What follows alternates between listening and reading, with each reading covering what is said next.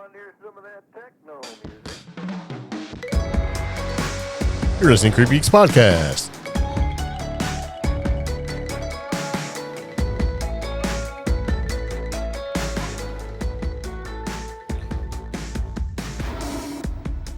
So it begins again. Welcome back to Creep Geeks Podcast. This is Season 9, Episode 345. Haunted House, New Jersey Drone Contractor, Witches, Goblin, Chupacabra, and Ghostly Hotspots. Yeah.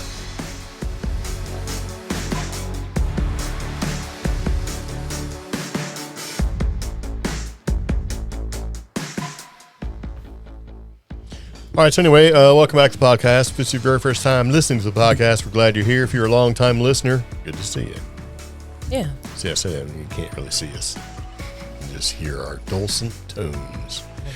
All right, so anyway, here we go. We're going to move into the podcast a little bit, talk about some stuff that we find to be interesting. It's sort of a decoupage of Halloween garbage. Oh, okay. Yeah. So anyway, let's move into the podcast. You ready? Sure. All right, here we go. Okay, so this podcast is actually sponsored by Barley's Bites, and they're dedicated to providing top-quality, handmade, homemade dog treats for every doggo to enjoy. Made from fresh, healthy ingredients without any harmful chemicals. That ensures your pet receives the best nutrition possible. So Jack likes them. Yes. Other dog neighbors like them. They're made in New Mexico, and they're super tasty. And I'd like to, thank Dave and Kristen for putting out a wonderful, super tasty thing to eat. Dog likes them. Yes, he does. Yeah, it's like you miss me that beef livers. I can't. I'm so hungry. Have some of that beef livers. So super tasty. All right, so as we do with the podcast, there's a couple different ways you can interact with us. And if you do interact with us, we turn around and put whatever you say on the internet. Sure. Now, sometimes we get stuff that we just can't put on the internet. Because, people use harsh language. I'm not scared of the F word or anything like that. I used to be in the Navy, but, some things you just can't put in there. He is not allowed to lick the microphone. Don't let him lick the microphone. I know. Because you don't know where else he's been licking, and then he's going to lick the microphone, and you're going to put your lips up there. No, I'm not. All right. So, anyway, Jack's not allowed to play. He's not allowed with to play the podcast. podcast equipment stuff. Yes. Yeah. There we go. Like that. And then I don't know why this song is going on for like 10 minutes. Just stop. All right, that's enough of that. That thing's just going on and on. So when you do want to interact with the podcast, a couple different ways you can do that. We have a website, creepgeeks.com. We have a Facebook presence, just search Creep Geeks. And we also have a toll-free number. Yep, that phone number is going to be 575-208-4025. So if you do call that number and you leave a voicemail, we'll play it. Yeah. And provided it's not too far out there. Now, we're going to play this clip that we got from a gentleman. I have no idea what his name is. No. Because I can't make it out. I do believe he's somewhere in Germany or he's German. But we had to edit it slightly because it was kind of inappropriate, sort of. Anyway, we're going to play it, and if you know what it is, you should let us know. If you can translate or something. So we're going to play it for you. Ready? Mm-hmm. Jo, was geht? Schöne Grüße aus Deutschland. Area 51 forever. So there you go. Okay. We'll play it one more time. Jo, was geht? Schöne Grüße aus Deutschland. Area 51 forever. So there you go. Okay. I think he's in Germany. Yes. I think his name is Skeech. Okay. So, And something about looking up the Deutschland Area 51? that's what I thought. Yeah. But I don't think that's what he's saying. Okay. I think he's just saying Area 51, and then, Yeah. Yeah. Okay. Because the only thing... Because I did look up Area 51 Yeah. in Germany, like German Area 51, Deutschland, and Yeah. not. The only thing I could find was an amusement park. Yeah, me Yeah. too. So I'm pretty sure our translation is incorrect. But anyway, there you go. There's an example of what you can do if you call a toll-free number. Yes. Now, fun fact, it does have an Area 51 area code, Roswell. Yeah.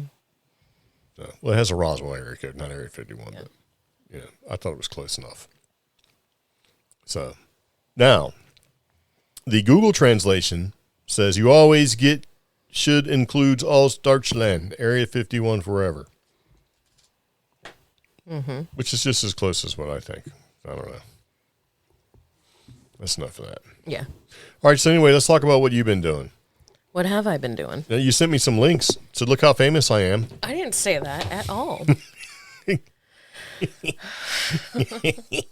Yes, you did. That's not what I said. No, it's actually pretty cool. So you should explain in great and agonizing detail in the next 2 minutes of what you've been up to. So earlier this year. Wait, I will say I do like the picture that they included better than the one that they included in the magazine. Okay. No, they did. They did a better job. All right. So earlier this year, with the rise in interest we've had with our Bigfoot Festival in this region, the WNC Bigfoot Festival, one of the things that I wanted to offer people who come to this area is the opportunity to explore some of the weird stuff that's out here in Western North Carolina. So I reached out to different people, and a lot of them just didn't have, like, oh, here's a map of all the Bigfoot sightings, or here's this. Yeah, sure, you can go on, like, BFRO's website or something, but this is for just the everyday curious person and visitor who just wants to find out some basic stuff about what's cool and weird. So I came up with a guide to the McDowell County region. It's called Haunted Hollers, and it features information on where you can go and explore and possibly see Bigfoot, the Brown Mountain Lights, ghosts, UFOs, and even Dogman. So this guide is an evolving guide. As people contribute more to it, I'll build upon it. But it's already sparked a lot of interest on the internet. I published it to my own Facebook page, and it got some interest. And then, through the power of sharing things like social media and stuff, I had a couple of news websites reach out to me and ask to interview me. Yeah. All right, you going to say who they are? Yeah. So one of them is a place called Triangle Around Town. It's based out of, I guess, the Durham-Raleigh Triangle. And the article is actually called Into the Shadows of McDowell County. And it opens up with a very beautiful picture of Toms Creek Falls, which is in McDowell County. And it starts off, paranormal researcher and Creep Geeks host Omi Salavea shares her insights on ghostly legends, eerie encounters, and the launch of the county's new haunted trail map. Nice. Yeah. So it just basically asks me some questions about my most scary experiences in the Haunted Hollers guide. Like, where on this map did I have a spooky experience? It kind of leans into tourism, but it also explains a lot of the folklore in the area and where you can get this guide and find out weird stuff for yourself. Very nice. Yeah. Very, very nice. So with that being said, there's some good pictures in here. Yeah. Yeah, there's places to go. There's things to see. Most of the stuff that's listed in here, you can get to pretty easily. So That's the other thing. I wanted to make sure that most people could easily access this, because one of the things you see on some of these Bigfoot shows and some of these paranormal shows is, like, they are decked out in, like, extreme weather or extreme elements, like gear, and they're hiking in like 8-10 miles or what have you. yeah, This is stuff that it's not necessarily drive up, but you're not gonna, it's accessible. it's mostly accessible, you know? Yeah. So I even included the fact that we have some local organizations that do stuff like paranormal history tours. We have a lady now who's doing like a talk on the old railroad history here, which in itself, while it's not totally paranormal, it is kind of creepy. So, yeah.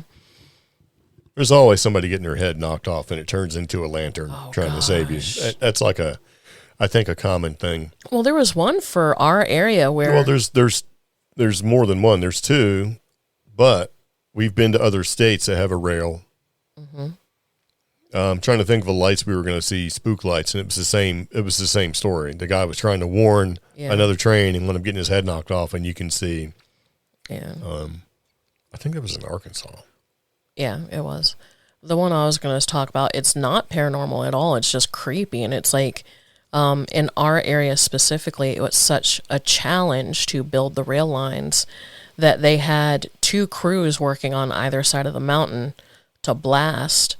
And they were literally like 6 feet from connecting the tunnel when on the like Black Mountain side, it caved in. And rather than try to rescue everybody, they just blasted it and redirected the McDowell County side for the way the tunnel would be shaped.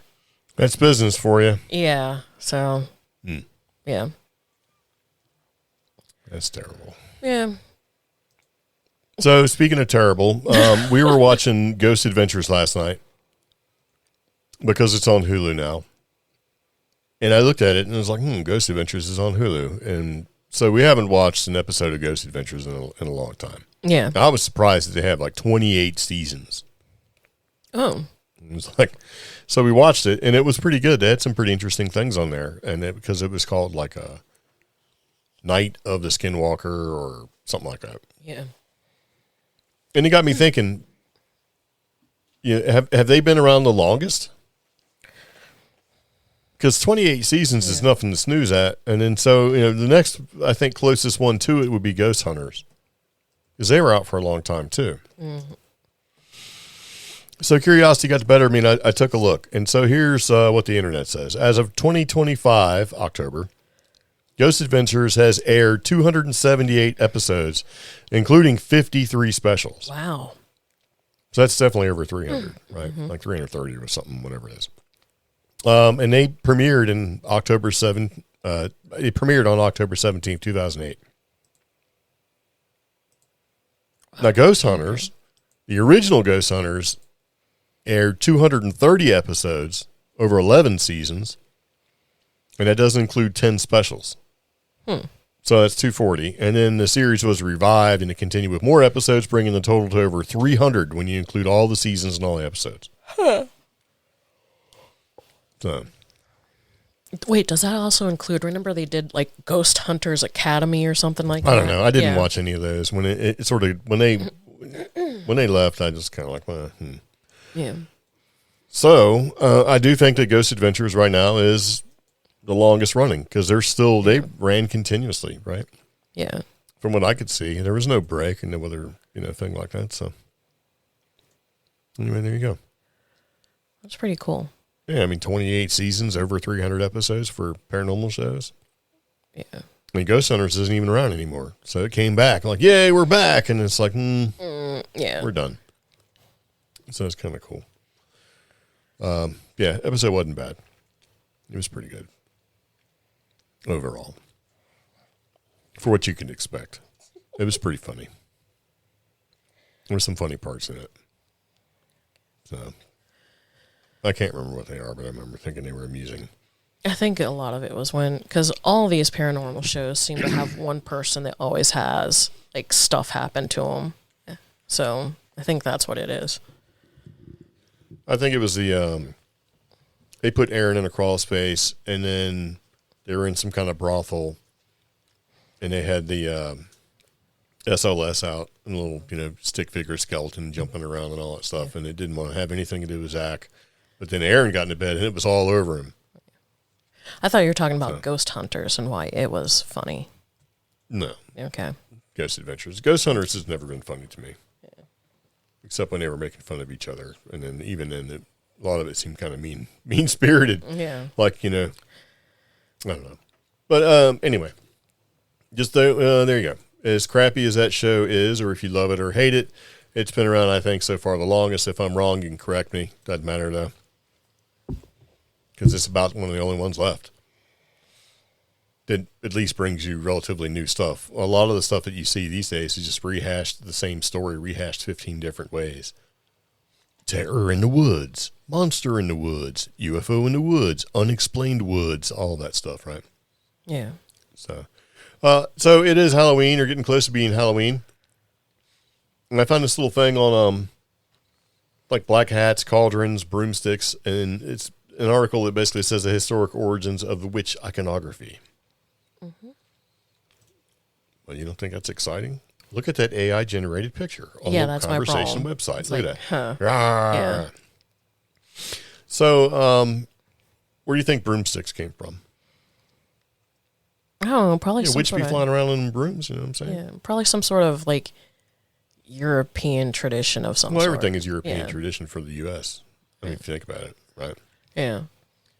So the way the article goes, much like the brooms of today, in the 1500s, the broomstick was a household tool used to sweep hearths and floors. And in rural villages, broomsticks were often used as a form of signage by alewives. Okay. And they put them out there and let them know that ale was for sale. So when you see them out there. But the first image of women flying on broomsticks is believed is to be in the manuscript written by French poet Martin Lefranc. And the article, or the manuscript, was Les Champions des Dames. I guess it means the champion of the dames, or defenders of ladies. And that was published in 1485. And women sat astride broomsticks are drawn in the text, in the margins of the page. And so I guess it was a popular book. So then pretty much whenever somebody was accused of being a witch, they often put that in there. Yeah. So if you were a strong, independent woman, there you go. You were a witch. Okay. And you're shown, being fully on top of your game there, on top of your tools. That was a lady tool. So, but one of the most influential pieces of writing about witchcraft was done by, how do you say that? Malleus Maleficarium. There you go. And that was written in 1486 by German clergy member Heinrich Kramer. And his anti-witchcraft track alluded to witches flying around on anointed broomsticks with the aid of the devil. Mm-hmm. And so that, since his work was firmly rooted in misogyny, according to this article, it depicts the witches that way as a direct threat to the domestic sphere. Go back to that strong, independent woman, right? Yeah. And so it's fitting that such a mundane item became an object of malice. And it's funny because that does lead into the next one, which is cauldrons. Because in the 16th and 17th century, people relied on lay healers, or people who learned their craft through experience and knowledge passed down through generations. These healers were usually women who had knowledge of herbal remedies and salves that would cure ailments and sickness. Well, they would use the same cauldron that they used to eat out of, and broths and stews. So once the Reformation of the church happened, lay healers were kind of shunned, and unlicensed healing was pushed aside in favor of what was quote unquote traditional trained physicians. So the physicians, who were all people who were affiliated with the church or the local government, to encourage people to go to them, they put a stigma against these lay healers by associating anything that's a cauldron with increased suspicion. Isn't that nice? Yeah. And the tall black hats one is just confusing because there's no definitive source for why this strange stereotype occurred. There is speculation, though, that it came from rife and ranging from ideas about Quaker hats to general medieval dress, because prior to a lot of witch hunting, you could see like older portraits of people wearing pointed hats.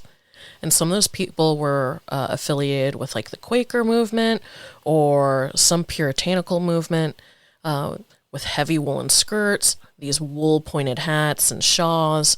So somewhere, I guess there's speculation amongst researchers that this served as inspiration for the wide-brimmed hat of the fairy tale witch. Yeah. Well, they also have tall black hats have been found on mummies Yeah. from 200 BC unearthed in Subishi, China, in which the scientists called them the witches of Subishi. Yeah. So the long, scraggly hair is just that. If you get some long, scraggly hair and you're flying on your broomstick with your pointed hat, so I'm going to add that into it. But then black hats is relatively interesting. So since these women are accused of witchcraft between 14th and 17th centuries, were often accused of keeping a familiar, which is an animal, An animal actually guide yeah, or like the- animal assistant. but that animal is actually the devil, Yeah. or a demon in disguise. So familiar spirits were, could be anything from like frogs and rats and dogs, small horses, even badgers. It's just all right. Okay. So, and this in a perverse parody of breastfeeding an infant, witches were believed to feed the familiars from their own bodies, which were often consequently stripped and searched for the witch's teat. Which a lot of times, this witch's teat, which is what the familiar fed from, wasn't what you'd think, the breast. It was usually a malformation or a horrible birthmark, There you go. which just makes it even grosser. We all have those. Or if you're a Friends fan, it's Chandler's extra nipple. Oh gosh! All right. You had a name for it. I can't think what it was, but Yeah. that was kind of funny. Okay. So yeah, there you go. Yeah. There's a useless little bit of history for you. Well, hopefully the next thing is useful because I'm entertained that this is being featured on such a mainstream website, and that's That's why I put it in here. yeah. What? Because in the last podcast, we actually talked about this magazine. We're like, oh, and it put its in, and here it is again. It's like, what? They're getting into it. Yeah, what to do if you suspect your house is haunted. 3 experts share their best advice. Hold on, you got to say Yeah. where it's from. It's from countryliving.com. Yeah. Well, I was going to lead into that. Oh, all right, So, well. yeah, 3 experts from countryliving.com have decided to tell you how to deal with or make peace with your home's mysterious charm. Yeah. Yeah. I like the first one. The first one's the easiest. So, Oh, gosh. So the first one is consider doing nothing. there you go. Don't worry about it. Yeah. Just leave it alone. Now, they even got Amy Brunei from, Kindred Spirits and Ghost Hunters and stuff like that to quote on this part. If it's something that doesn't seem to be overly causing a problem, I'd let it be. Okay. Well, that's the Yeah. whole, don't start none, won't be none. Yeah. So sometimes people resort to asking their house to be cleansed or smudged. The reality is, I've seen more houses become more active after that because the spirits seem to feel you're being dismissive of what they're trying to communicate. However, I would like to add, once you pay attention to something, you're feeding into it. Yeah. So, yeah. This one actually turns out to be rather useful. Have a heart to heart or heart to no heart. If you think your house is being haunted, I would say sit in your living room and have a family meeting with the ghosts and set your boundaries, says Adam Berry. Basically, they just reached everybody from the same show. Yeah. Yeah. I believe in treating spirits just like anyone that is living. So that's a good idea, Well, you got to set your intention. Yeah. And, that's what everybody says to do. Yeah. Now, this Address it, set your intention, set boundaries, that kind of thing. Yeah. Tell them, the spirits, about any upcoming home renovations. So the best way to avoid a disgruntled ghost during a home reno is to tell them about the renovations that you are doing and letting them know that you're going to make the space better. Sitting down and speaking to them as if they were still alive is the best way to make sure that your renovation project runs smoothly. Otherwise, take your chances. I know some construction workers have left their tools and ran out of the house never to return because they were experiencing so much paranormal activity. Yeah. Yeah. Now, here's one that says if you suspect your house is haunted and you want to confirm your suspicions, I don't recommend this. Yeah. You can set up cameras. Yeah. or recording devices to see if you catch any unusual activity. The thing is that if you just have a suspicion and then all of a sudden you do capture some crazy, weird paranormal activity, now what are you going to do? Yeah. Now you're stuck Yeah. because you're like, man, I can't set it on fire. You know what I mean? Because my deductible is like $5,000. What am I going to do now? Now you're stuck with it. So it's like, do you really want to know? And that brings up another great point because you have a deductible. This is a new house. You've probably expended your finances. Yeah. So when you buy that monitoring system, are you going to get something with a high frame rate, or are you just going to go buy something that's on sale? No, of course you're You going to know. buy something on sale. And Yeah. with the weird frame rates that the security cameras use, they don't use a standard frame rate for most of them. Yeah. You're going to get weird results. Yeah. And then you're going to put it on Reddit and go, hey guys, I think I got a ghost. Yeah. And there's going to be 75% of them going to go, yeah. 25% are going to go, what do you expect at a 14 frame per second rate? Anything that moves quick is going to cause a blur. And, and Yeah. people are going to hate on them. And then you're left living in a haunted house, which is really just crappy Yeah. Wise cameras you bought You for might get- $19 on sale on Amazon. You might get 2% of Reddit telling you to either, hire an HVAC specialist or to spray your house for bugs. Yeah. Yeah. Which you might need to do anyway. Yeah. I mean, I can see doing home renovations where you get so much like dust and debris and things like that floating around. You're going to fire up a camera and see millions of orbs and just know your house is over a buried Indian burial ground. Now, This one's kind of extreme. Yeah, towards the end of this article, they get more extreme. So, hire paranormal researchers. Yeah, there you go. So Yeah. you can just, what are you going to jump on Facebook and hire your local ghost hunting team? Yeah. I mean, how are you going to find reputable ghost hunters? There's no list like Angie's List or something where you can just get on there and go, hey, Now, there are ways that instead of going to the extent of hiring paranormal researchers, we've hung out with some paranormal researchers. When they get a request in saying, I think my house is haunted, the first thing they do is they use certain websites. They use the local library to find out who died at the residence Yeah. or location. They go the and city, use yeah. news archives to see, is there any paranormal activity that's been documented before you've moved into this residence. There's methods that you can do yourself before you get to this extent. Yeah. Yeah. And then the last final one, I would have recommended towards the beginning, embrace the otherworldliness. Yeah. Yeah. So this one person that they spoke to said, we have a cemetery at our farmhouse containing family tombstones dating as early as 1793. So, with the number of times people move around in the modern world, I think this is pretty beautiful to have something like this. So she's kind of cool. She doesn't believe in ghosts, but she does believe that homes have souls. Yeah. So Well, so do I. I mean, yeah. there's a lot of things that have souls, and a lot of it's just from the human impression, right? Like, say, old pocket knife that your grandpa gave you. That's got some soul. You know what I mean? Yeah. Old cars, that kind of thing. Old houses. So a big part of it is just kind of need to deal with it. And if you embrace it and go with the flow, as long as things aren't crazy, chances are you're not going to have any problems. It's better to be aware of it and be accepting, I think, to a certain degree, than it Yeah. is to go full bore. Let's smudge everything in anger and do all this other crazy stuff. Yeah. But no, if things get too bad, like for really get too bad, then you might want to try to find somebody. Have them come out, smudge it up. Put crystals in the four corners and do all that stuff. Like do it right. Yeah. But I just think it's funny at country living, but they don't really tell you any real way to take care of it. They say just deal with it. Yeah.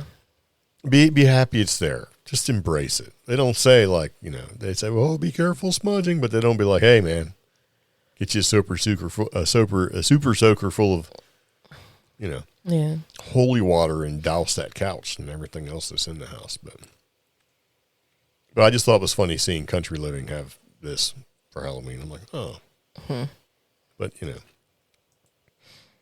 what are you going to do? Find your witchy aunt, get her to come out there so she can play some Fleetwood Mac while she's smudging your house. Hoping for the best, just pissing ghosts off. Yeah. Like, who is this? What? I'll show you guys. because they watch too many American Horror Story episodes. I'm an expert, guys. I watch Supernatural and American Horror Story. I have just as much skill as anybody else on TV. Because, that's what we do. Why are you looking like that? Be excited. Because when we get done with this, you can make pizza. No, I can't. I've worked all day. Well, I got to edit the podcast, bro. Podcast, bro, right here. You're just mad that I got my Sriracha on. That's what this thing is. It's Sriracha. I worked all day, had a horrible lunch that counted as What did an you have for lunch? appetizer, and then continued to What work. what was it? Because it's leaf season. What did you have for lunch? Tell us. I had a $16 taco. You are crazy. I didn't pay. You know what I had? I didn't pay for it. I had a cup of coffee and some Zins and some Thin Mint cookies. I'm very tired and hungry. How big was that $16 taco? Is this from a food truck? That's some. That is very small. I got size taken of a mouse. I got taken out to lunch to talk about a new marketing campaign. And they're like, here's 3 little street tacos. Oh no, it was only 2 Oh, 2 little street tacos. that were mostly filled with pickled radish, olives, Ugh. shredded barbacoa. Not everything can be a taco, ladies and gentlemen. Yeah, And I don't need I don't need your fusion experiment crap. I don't. You're making me mad. I didn't even have it. If they'd have brought it to me, I'm like, what is this? And then I'm like, whoa, well, our chef's envisioning. I don't want your envisioning, man. $16. I want like a monster hamburger. we made it very clear that we weren't entertained by So the be like, food. excuse me, somebody put olives and trash on my taco. That garbage trash. Yeah. And I've had food all over the world. I am a world traveler. At the end of the day, I know what I want. The person who went with me I want to pay $16 and go, man, that was all had right. to keep reordering $1 sour cream to add to her burrito. And this was how much sour cream she got. Look, man, Daisy sour cream is like $2.70 for 16 ounces. Oh, I know. She had to reorder sour cream 3 times. So if she's getting 1 ounce things of sour cream, they made $16 off a $2.70 thing. Look, I'm all about people making money and supporting their business stuff, but at the end of the day, shrinkflation is a thing, and I'm not here for it. You should have seen my drink. No. My drink was 4 ounces What? for $9. So I'm very I am hungry. indignant. I cannot wait for this podcast to be over with. Yeah, I feel you. And all of that was at 11:30. So I've been up and worked all day for a tiny lunch. Had to help 10 people figure out how to get back onto it's the not a parkway. competition. It's not a competition. So, Like, I'll show you. and then I actually had to help 6 people with the Haunted Haulers Trail. So, Oh, boy. yeah, they all are very interested in Dogman. So, I got to be honest with you. Dogman here in North Carolina, I think is garbage. I do. I don't think there's enough sightings. I think people are thinking they're seeing things instead of jumping on what it may or may not be. Yeah. It could be a tall, skinny bear or whatever. I think they're saying it's a Dogman, guys. It's a Dogman. now the area that this sighting occurred in, there's some weird stuff there. I get some Now, yeah. there are a couple of places that if somebody told me I had an experience, I would be more apt to believe them. Now, do I think it was Dogman that this woman saw? I don't know, but I would believe it if she saw something. Yeah. So, yeah. So speaking of something, there's a missing boy. Mm-hmm. And he blamed, I shouldn't say he, something got him. And the people are saying it's a goblin that took him. Oh, Yes. And everything we talk about in podcasts is in the show notes. This one pops up in Spanish, but when the page loads, you can translate it into English if you want to read it. It just may take a while to come up since the Yeah. internet's being silly. I'm waiting for it. it was a goblin. Family of missing boy in Choluteca claims evil forces had him. After hours of anguish and intense search, little Christian Bismar Espino Corrales, 3 years old. I don't know. I'm just, like I said, I'm hungry. I'm tired. Yeah. A 3 years old was found alive this Thursday, October 16th, after having disappeared the day before in the community of, I don't know, someplace you in just need to get to the nuts and bolts. Yeah. Because The minor was reported missing after he went out to play in his grandfather's yard and did not return, leading neighbors, rescuers, and family members to conduct a desperate search around the river, whose flow had swelled due to the heavy rains that had several departments in the county on alert or country on alert. Hours later, Christian was found in a mountainous area near the river with a significant head wound, but conscious and with stable vital signs. What caused his family's attention was that the boy was completely dry despite the constant rain in the area. yeah, that's kind of weird. Yeah. Although authorities presume the child was partially swept away by the current and managed to escape on his own, the family maintains another version, that El Duende kidnapped him. There you go. Yeah. Duendes.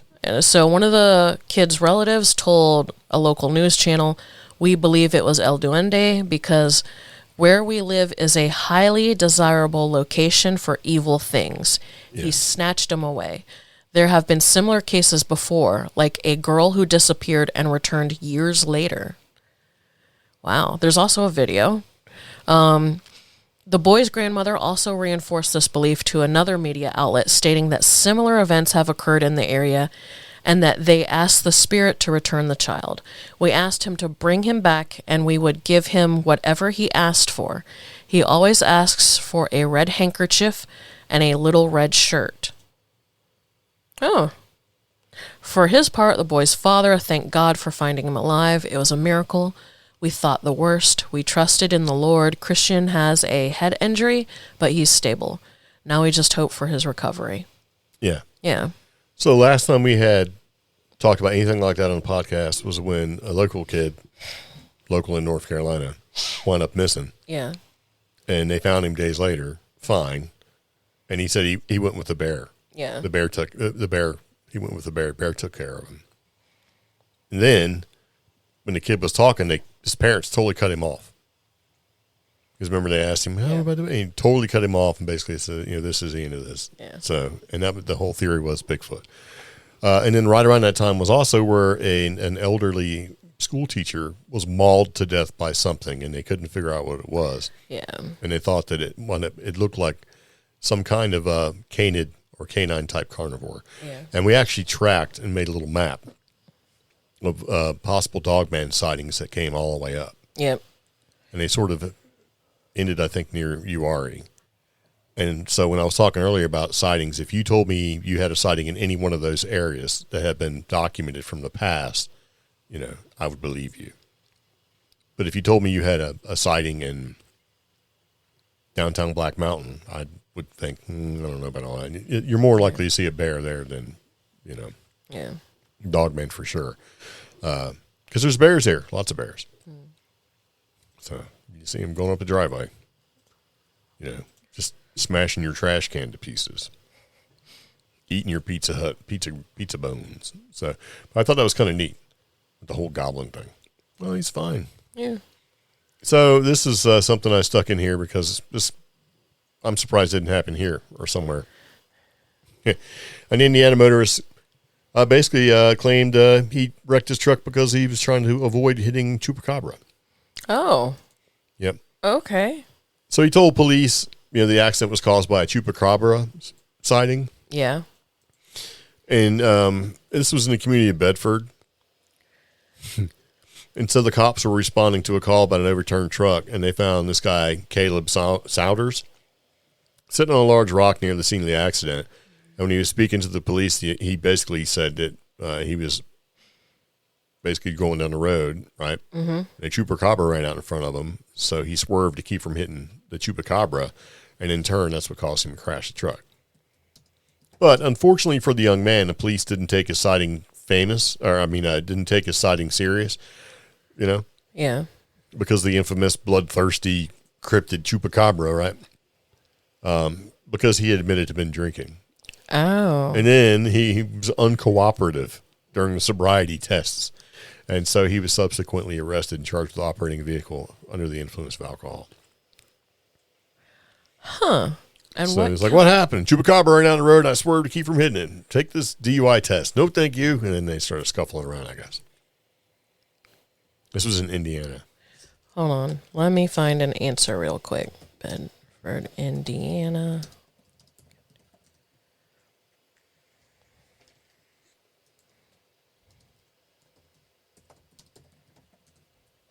What answer are you looking for? Do they drink in Indiana? Yes, no. they do. So there has been a recent outbreak of significant mange in a nearby county. Yes. Yeah. So the mange has been striking bobcats specifically. Bobcats look weird already because their hind legs are way taller than their front legs. So imagine one with mange running across in front of you at like... Or imagine a mangy deer Yeah. with wasting disease standing on the side of the road. Exactly. It looks like something crazy. So here's my question to you. If you are going down the road and driving and you see a chupacabra or something like that go running in front of you, are you going to swerve or are you just going to plow through it? Depends on where we are. Well, of course. Everything always depends, but... If they say with deer, you try not to avoid them because if you do, which I don't know, either you're going to hit it or not. So, if we're on the East Coast and it's small enough, but it's clearly a chupacabra, I'm not going to swerve. If we're in the Southwest, so Arizona, New Mexico, Utah, Colorado, and it's large, I am definitely going to swerve because I don't think it's a chupacabra. I think it's something else. you mean like a skinwalker? Yes. And I don't want that energy passing through the vehicle. Well, for me, it depends if we're going to die or not. Okay. If we've got ravines on both sides or a steep drop off, I'm going to blast right through it. Energy be damned. Yeah. I might even accelerate to try to hopefully push it over the windshield. Okay. That's smart. So there's lots of things you could probably do. But if there's room to maneuver, I'm going to try not to hit it. I try not to hit anything if I can help it, but because you just don't want to touch. Sometimes you just can't. There's nothing you can do. Like where we are, there's certain places in the road. If you swerve, you're going to go into. It looks like a little culvert, and it may be, but Yeah. you're going to kill yourself to death trying to avoid hitting a family of raccoons. Yeah. You can say a prayer for them later. I guess that's your thing. So it sort of depends. Now, if we're going down the road and we're being chased by a skinwalker, and he jumps in front of me, pedal to the floor, middle finger. I'm going to give it the energy it deserves. You know what I mean? Yeah. But it also kind of depends. If I think I can outrun it, because people say, they've had experiences where something's been running beside the car. Yeah. You know what I'm going to do? What? Brakes. I'm going to hit the brakes, let that thing keep running. And then we're going to utilize the best turning radius in the camper van class. So, all right. So, we did talk about weird stuff in the last podcast with like UFO sightings and stuff. And this same place has come across with another one, casino.ca. And these are ghostly hotspots. Right. Yeah. They just seem to be generating these things and people seem to like them. So I don't want to spend too much time, but to say there's some ghostly hotspots and they have little numbers, right? They have a nice little chances of seeing a ghost from state to state. These infographics are just... I actually had to bring my reading glasses in here that I got from Zinni, which I always thought reading glasses were for suckers. But These are very hokey infographics. I probably could have built myself out of Canva. Let's stop showing off and say what it says here. Okay. So New Mexico, 38. Okay. And that's a ratio, right, of sightings per 10,000 people. Okay. So North Carolina, 48. So, oh God, Canadian Texas, math is like toilet paper math. Yeah. Texas, 77. Louisiana, 74. California, 72. Number 1 is New York with 81 sightings per 10,000 people. Yeah, I Yeah. thought that was something. But they also are pretty densely packed, though. Yeah. Virginia, 49. I think you would think that'd be higher. Yeah, you would. Yeah. Alaska is pretty high, 52. Jeez, you're right. I need reading glasses for Yeah. these. Hawaii was 42. That's surprisingly high. It is surprisingly high for this. Yeah. Not, I mean, concentration of people. And that includes like all the islands. Mm-hmm. I was kind of surprised by that. Yeah. Georgia, I was actually surprised. What's Georgia up to? 8. Oh, that ain't right. Yeah. I'm like, what? That is not right. Now, South Carolina is 38. That seems low for South Carolina. 39, I'm sorry. Yeah. No, they're probably all down in Charleston. That's true. Charleston's haunted AF, man. Yeah. See, I would think Georgia would be along the lines of like Louisiana with 74. Yeah. That's My thought is that Georgia's lying. Georgia's lying. Yeah, they just ain't saying nothing. They're trying to get their real estate market back up. Yeah, they don't they're like, it's great here. Everything's fine. Everything is fine. Yeah. So anyway, that's enough of that. We're probably not going to include any more of those things, but I was like, The like Canada one is horrible. They're like, oh yeah, Canada. I almost forgot. First place goes to the Yukon with a spine-tingling 39 sightings per 10,000 people. That seems like a lot because I don't think there's a ton of people in the Yukon. So I always look for like Nova Scotia. Yeah. 22. Quebec 14. Manitoba is 18. Alberta 32. But see, British Columbia is 34. there's a problem with this. Like, how many... So, and there's some that don't even really, they're kind of lumped together, but I don't know. Labrador and Newfoundland's 15. Prince Edward Island is 13. How many people are on Prince Edward Island? You think that would be? Yeah, I don't think there's that many, but isn't that crazy? 150,000 people. Where? Prince Edward Island. I mean, that's a lot, but not a lot. I know.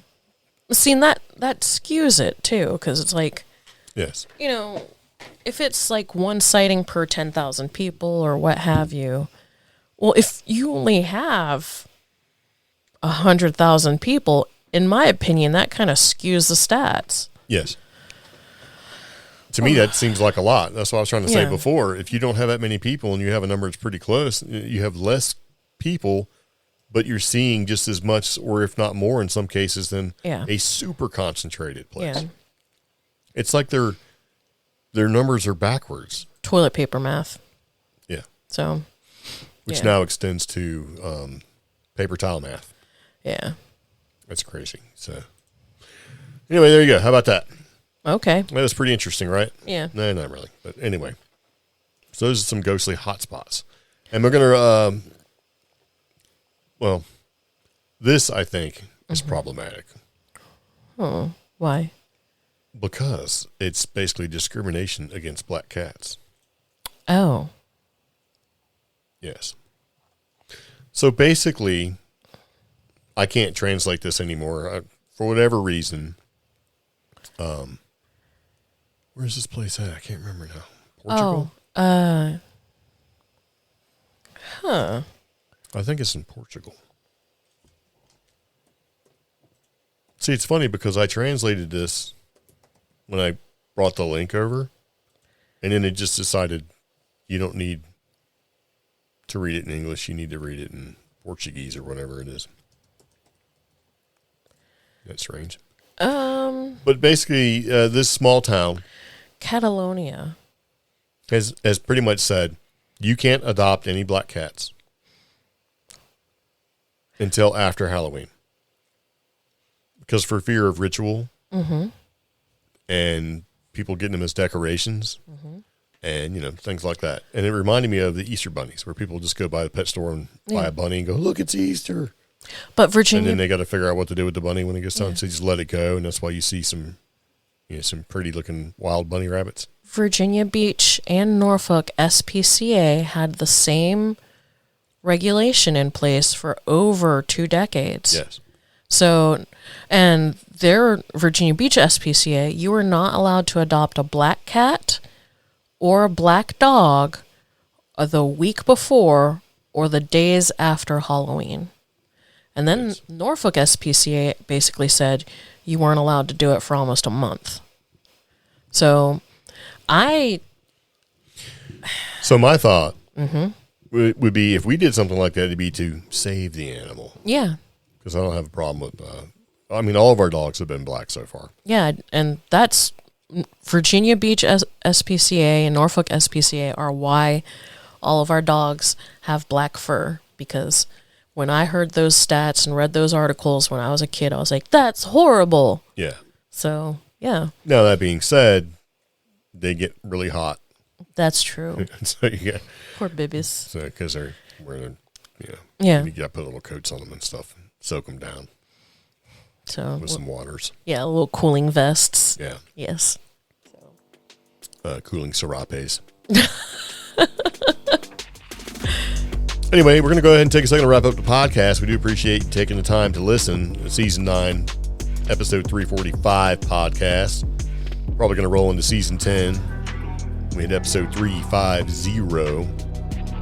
Okay. So, but yeah, this has been Haunted House. Oh, we forgot to talk about New Jersey drones. Yes, you did. Oh, man. So, Okay, let's talk about this right quick. And I don't know why I glossed over. I skipped right over it, but we actually talked in the podcast about all the New Jersey drone sightings, and that the idea was that it was military. And then we talked about later on that there was some testing going on, possibility for a government contract to be able to get these drones and buy drones. yeah. Well, evidently, there's been some kind of article that came out where somebody is a drone manufacturer who said, yeah, that was us. That was all us.